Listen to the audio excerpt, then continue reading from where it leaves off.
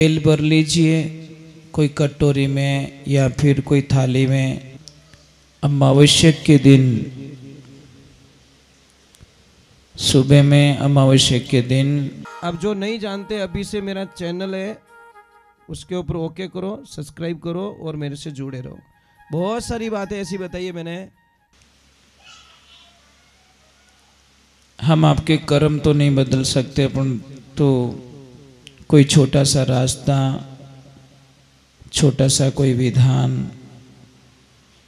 अगर किया जाए तो हमें पूर्ण विश्वास है कि कोई न कोई अंतर जरूर होता है।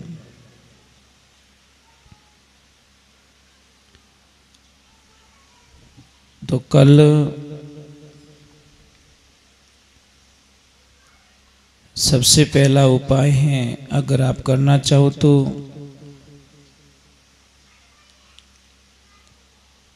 काले चने 1.25 किलो की मात्रा में आज शाम को ही लेकर पानी में भिगो दें। कल सुबह अमावस्या के दिन, सुबह में अमावस्या के दिन वो चने चाहे तो आप भैंस को खिला दीजिए या भैंस के बच्चे कोई भैंसा हो उसको खिला दीजिए। बड़ी कृपा बनेगी आपके ऊपर महाराज शनिदेव की।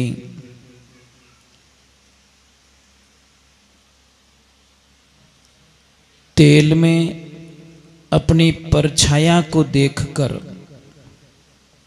तेल भर लीजिए कोई कटोरी में या फिर कोई थाली में, और उस अपनी परछाया को देखकर उस तेल को आप दान कीजिए। बड़ा शुभ बताया गया है। काली वस्तु, काले कपड़े, काले उड़द, लोहा या तिल या फिर तेल से बनी हुई कोई भी सामग्री दान करें, बड़ा शुभ बताया गया है। और कौओं को अपने हिस्से के भोजन में से उनको प्रसाद ग्रहण कराएं। कौओं को, चींटियों को काले तिल और गुड़ मिलाकर उनको प्रसाद ग्रहण कराएं, उनको मिश्रण करके। काले कुत्ते को रोटी जरूर खिलाएं, मीठी रोटी खिलानी है काले कुत्ते को, ये ध्यान रखें। भगवान शनिदेव बड़ी कृपा करेंगे। कुंभ, मकर और मीन राशि पे 7.5 चल रही हैं, इसलिए उन सभी को हमारी प्रार्थना रहेगी कि ओम शम शनैश्चराय नमः इस मंत्र का जप जरूर कीजिए। शनिदेव बड़ी कृपा करेंगे। कई छोटी छोटी बातें जो होती हमारे जीवन काल में बहुत बड़ा फर्क ला देती है। कई लोगों को बड़ी भयंकर लत लगी रहती है नशे की, बीड़ी की, सिगरेट की, दारू की, अफीम की, कई प्रकार के जो नशे करते हैं। अगर वो नशा छोड़ना चाहे और उनकी इच्छा हो तो कीजिए, भगवान आपकी इच्छाएं पूरी करे। एक लोहे की कटोरी लीजिए, 7 काली मिर्च लीजिए और काली मिर्च को कटोरी में डालकर अपने ऊपर उल्टा वार के उसको घर से बाहर ले जाएं, कपूर से उसको जला दें। उसकी जो राख होगी उससे एक तो नाभि पे तिलक करें और एक कंठ पे तिलक करें और मस्तक पर तिलक करें। बहुत ही फायदा मिलेगा आपको, कल्पना भी नहीं कर सकते आप। शराब कैसे छूट जाएगी। काम होगा, स्लो होगा, धीरे धीरे होगा।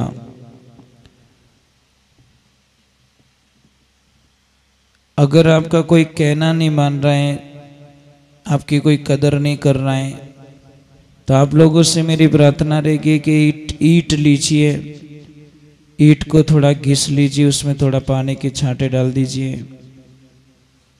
छांटे डालने के बाद में उसको 7 बार, उसको थोड़ा लिक्विड होगा, लिक्विड को तांबे के चम्मच में डालिए। तांबे के चम्मच में डालने के बाद में 7 बार इस अंगुली से स्पर्श कीजिए और अपने कंठ और नाभि पे तिलक लगाइए। बहुत ही फायदा लाभ मिलेगा आपको।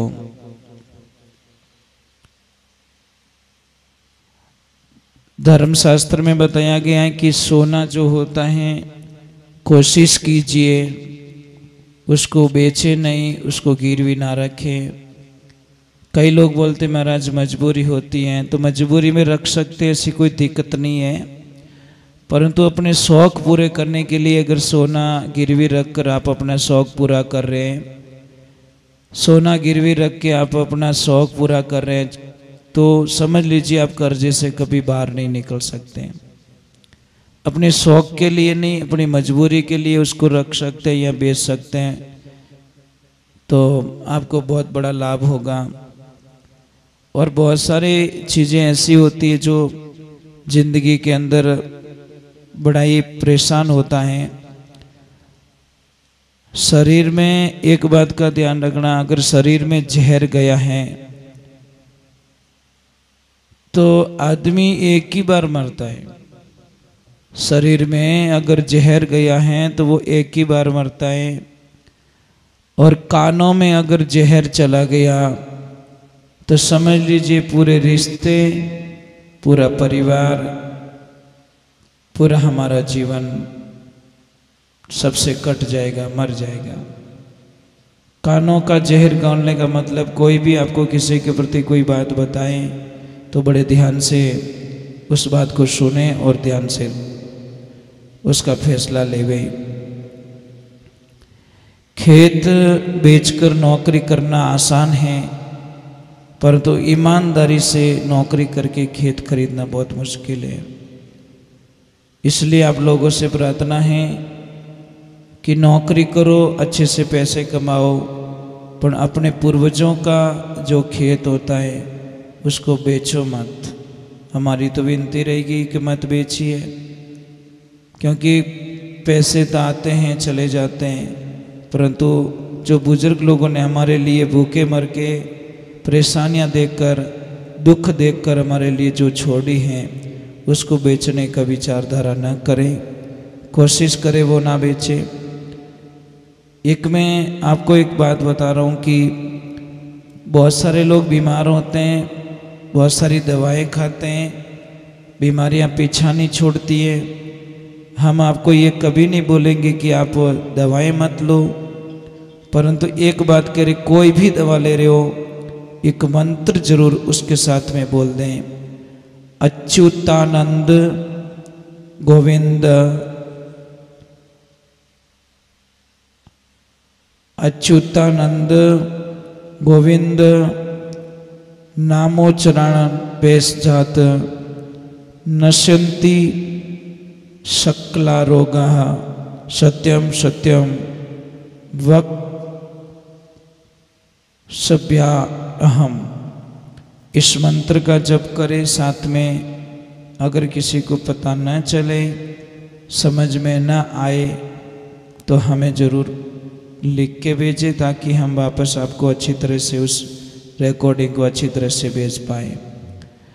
और कई देवियों को जो बीमारी होती हैं, शर्म के मारे किसी को बताती नहीं है, उसके लिए सफ़ेद मूसली, खून खराबो, इलायची और वृक्ष लोचन, एक बार मैं रिटर्न बता रहा हूँ, सफ़ेद मूसली, खून खराबो, इलायची और वृक्ष लोचन, इन सभी को सम भाग में लेवें, मतलब बराबर की मात्रा में लेवें। उसका चूर्ण बनाएं और चूर्ण को 7 दिन तक लेवें। देखो आपकी तबीयत में बहुत अच्छा फर्क पड़ेगा। आप कल्पना भी नहीं कर सकते कि इतना फर्क कैसे पड़ गया। परंतु ये सारी चीज़ें अपनी मानसिक स्थिति, मानसिक साइकोलॉजी, इनको पॉजिटिविटी में रखना पड़ेगा। कई लोग हमें कमेंट में भेजते हैं कि महाराज जो वो होता है शुगर का इलाज हमें बताइए। भाई शुगर जड़ से ख़त्म करना तो आपके पास ही दवाएं। आप दिमाग को अच्छी तरह से रखो, पॉजिटिविटी में रखो और हिम्मत रखो। बीमारी ऐसे ही जाती नहीं, बीमारी से लड़ना पड़ता है। बीमारियां ऐसे ही जाने वाली नहीं है। खान पान का ध्यान रखना है। शाम को खाना खाने के बाद में कम से कम 1000 कदम चलना है आप लोगों को। हमारी आदतें इतनी गंदी हो गई कि खाना खाया और तुरंत सो गए, उसके ऊपर कोई भी दवा काम नहीं करती। दूसरे नंबर, हम लोगों को भोजन चबा के खाना है, कम से कम 32 बार चबाना है। हम भोजन करने का हम लोगों के पास में समय नहीं है। इतना जल्दबाजी में हम लोग भोजन करते हैं, खाया खाया खाया, जल्दी जल्दी खाया, भागो भागो भागो। अरे भाई भोजन तो कम से कम थोड़ी शांति से कर लो, दिमाग तो ठंडा रहना चाहिए। हम इतना कई लोगों को मैंने देखा कि एक रोटी खाते ने वो 1 मिनट भी नहीं लगाते, पूरी रोटी साफ कर लेते। अरे भाई 32 दांत दिए, इसका कोई न कोई मीनिंग है। ये भगवान ने ऐसे ही हमको 32 के काउंट नहीं दिया है। तो भोजन को 32 बार चबाना चाहिए, भोजन के बाद में चलना चाहिए, ठंडा पानी नहीं पीना चाहिए, भोजन समय पे करना चाहिए। ऐसा कोई भोजन ना करे जो शरीर का मान्य ना हो, पचे नहीं भोजन, तो वो भोजन मत कीजिए। परंतु हम ज़बान का स्वाद लेने के लिए पेट की तरफ बिल्कुल देखते नहीं है, यही समस्या होती हमारी। इसलिए आप लोगों से वंदना रहेगी कि मैं तो प्रार्थना करूँगा कि पूरी दुनिया सब सुखी जीवन जिए, सभी की अच्छी ज़िंदगी में अच्छी खुशियाँ आए, यही प्रार्थना है हमारी। और हम लोगों ने कई बातें जो आप लोगों को बता के रखी हैं वो चीज़ें ज़रूर करें। और किसी को भी प्रॉब्लम कभी पीछा नहीं छोड़ती, ध्यान रखना, प्रॉब्लम को सॉल्व करनी पड़ती है। तो आप लोगों से वंदना रहेगी मेरी। और मैंने बताया है कि शुगर के बारे में, तो अगर आपको ज़्यादा बढ़ गई है, जैसे कि 400 हो गई है, 400 हो गई, 300 हो गई, और डॉक्टर साहब दूर हैं, दवा भी आपके पास में शायद नहीं है, आपकी मजबूरी है, तो आप अपनी नज़दीकी कहीं से सब्जी की दुकान से किसी को भी बेच के फास्ट करेले मंगवा दीजिए। करेले मंगवाने के बाद में उसके टुकड़े कर दीजिए। टुकड़े करने के बाद में उस करेले को एक परात में डाल दीजिए जो आटा गूंदने की होती है, उसमें डाल दो या बड़े कोई टब में डाल दो, और उसके ऊपर थोड़ा पानी डाल दीजिए। पानी डालने के बाद में उसको पैरों से गूंदना स्टार्ट कर दीजिए। जिसको शुगर बढ़ गई है, तत्काल अगर थोड़ा लेवल लेना है तो आप शुगर को ला सकते हो, कंट्रोल कर सकते हो। तो आपको उसमें आपको एक काम करना पड़ेगा, गूंदना है गूंदना है गूंदना है। 15-20 मिनट या आधा घंटा बाद में देखना आपके मुंह में कड़वापन महसूस होगा। कड़वापन महसूस होगा तो फिर बाद में आप आधा घंटा बाद में वापस शुगर चेक कीजिए, आपको कोई न कोई अंतर ज़रूर लगेगा। ये हमारा विश्वास है, हमें पूरा विश्वास है कि मतलब कंट्रोल ही मिलेगी आपको शुगर। और एक बात का ध्यान रखें, मैंने बताया भी है, और जो भी देख रहे लाइव देख रहे हैं उनको भी मेरी प्रार्थना रहेगी कि अगर किसी की सगाई में थोड़ी अड़चन आ रही, मैंने पहले भी कई उपाय बताए, और जैसे जैसे कोई नया उपाय होता है तो हम ज़रूर शेयर करते हैं कि अगर आपके परिवार में, आपकी फैमिली में किसी की भी लड़के की सगाई हुई हो और लड़के की सगाई नहीं हो रही है, तो जिस लड़के की सगाई हुई है उसके हाथों से जाकर मेहंदी लगवा दो। लड़की की सगाई नहीं हो रही है तो किसी भी परिचित में अगर किसी की सगाई हो चुकी है तो उससे जाके मेहंदी लगवा दो। हमें पूरा विश्वास है कि आपके पास कोई अच्छे समाचार आएंगे, ऐसे मैसेज आएंगे। और मैं आपसे वंदना करूँगा, संसार के अंदर सबसे बढ़िया जो साधना है वो है अच्छे बोलो, मीठे बोलो, प्रेम से बोलो। एक ही दिन याद रखो, हमको जीना कितना है, कितने दिन जिएंगे, कल का भी भरोसा नहीं है। कल की बात छोड़िए, एक पल का भी भरोसा नहीं है। हम कई बार कहते कि वही रात को सोया था, सोता ही रह गया। किसने बोला कि पानी पीता पीता कोई आदमी मर गया। कोई बोलते हैं कि बैठा बैठा गाते गाते कोई मर गया। कई को देखा है कि पैसे गिनते गिनते मर जाते हैं। कई को देखा कि फ़ोन पे बात चालू है और चालू चालू में लोग चले जाते हैं। इसीलिए आप अपने आप को इस शरीर का, इस जीवन का अहंकार मत कीजिए, क्योंकि एक पल भी हम किसी से खरीद नहीं सकते। आज जिया वो हमारा जीवन था, कल के बारे में कोई पता नहीं है। इसलिए आप अच्छे रहो, बढ़िया रहो, मीठे बोलो। और शनि जयंती के उपलक्ष्य में आप सभी को मेरी लाख लाख बधाई, करोड़ करोड़ प्रणाम आपको। और शनिदेव आपकी ज़िंदगी में बहुत खुशियाँ लाए, बहुत आनंद लाए। यही प्रार्थना के साथ में मैं अपनी वाणी को यहाँ पे विराम दे रहा हूँ। जय श्री कृष्णा, जय श्री राधे, जय गौ माता की। कल अमावस्या है, आप पूरी कोशिश करना। सोमवती अमावस्या है और शनि अमावस्या है, इसीलिए पूरी कोशिश करना। खूब दान पुण्य करना, खूब गायों को चारा खिलाना। और एक मेरी प्रार्थना रहेगी कि भाई आप थोड़ा जहाँ पे भी दान कर रहे हो वहाँ पे थोड़ा देखिए। अगर व्यवस्थाएं ऑलरेडी हैं तो जहाँ पे नहीं है वहाँ पे करने की कोशिश कीजिए, क्योंकि कहीं कहीं पे तो कहीं पे तो इतनी व्यवस्थाएं हैं कि हम कल्पना भी नहीं कर सकते। और कहीं पे भी तो बिल्कुल ही व्यवस्था नहीं है। चारे के लिए, गायों के लिए तकलीफ़ पड़ रही है, कहीं पानी पीने की जो तकलीफ़ पड़ रही है। आप लोग एक आदमी नहीं कर सकते हो तो 10, 15, 20 आदमी का ग्रुप मिलके भी आप मतलब देखिए, अगर गाय माता से सच्चे मन से प्रेम करते हो तो एक बात दिमाग से निकाल दो कि ये तो वहाँ की गाय और ये यहाँ की गाय, ये हमारे गांव की गाय नहीं है, ये हमारे वहाँ की गाय नहीं है। आप लोगों को ये जब तक दिमाग से बोझ नहीं निकलेगा, आप गाय माता की कभी भी सच्चे मन से सेवा नहीं कर पाओगे। क्योंकि हमको देखना है, अपनी और पराई दो गाय माता हमको कभी नहीं दिखनी चाहिए। आपको भगवान ने व्यवस्था दी है तो आप दूसरे गांव में भी आप वहाँ पे भी जाके गाय माता को चारा डालिए। पानी नहीं भराए, वहाँ पे पानी का टैंकर खाली करवा दीजिए। कहीं जंगल के अंदर आपको ऐसा फीलिंग हो रहा है कि यहाँ पे जंगली जानवर हैं, उनको पानी पीने के लिए बहुत लंबा जाना पड़ता है, बहुत लंबा सफ़र करना पड़ता है, तो आपको थोड़ा सा फीलिंग होवे तो मेहरबानी करके कहीं पानी की व्यवस्था करवा देना। भगवान आपका खूब भला करेंगे। हमने हमारे लिए बहुत सारी बिल्डिंगें बनवा दी हैं, हमारे लिए एसी रूम बनवा दिए, हमारे लिए सोफ़ा सेट बनवा दिए, हमारे लिए अच्छी कारें खरीद लिए। थोड़ा जीव दया भी हमारे दिमाग में होनी चाहिए। और आप लोगों से एक और वंदना है, एक पंथ दो काज कर सकते हैं। हम अभी जो भी पेड़ पौधे लगवाएं, हम जो भी पेड़ पौधे लगवाना चाहें, तो आप लोगों से वंदना है कि वो पेड़ पौधे ऐसे होने चाहिए जो फ्रूट हो, उनके ऊपर फल लगते हो।